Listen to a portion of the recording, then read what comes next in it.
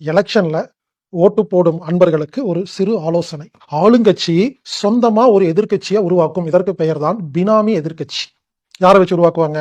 இல்ல ஒரு நடிகரா இருக்கலாம், நடிகையா இருக்கலாம், ஃபேமஸா இருக்கிற ஒரு செலிபிரிட்டியை செலக்ட் பண்ணுவாங்க.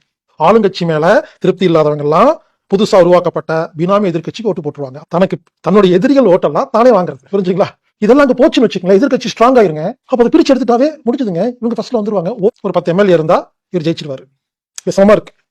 அப்ப என்ன பண்ணுவாங்கன்னா, பினாமி எதிர்க்கட்சி தானே இருக்கு, போன் பண்ணியாப்பா ஒரு 5 எம்எல்ஏ அனுப்புமாரு.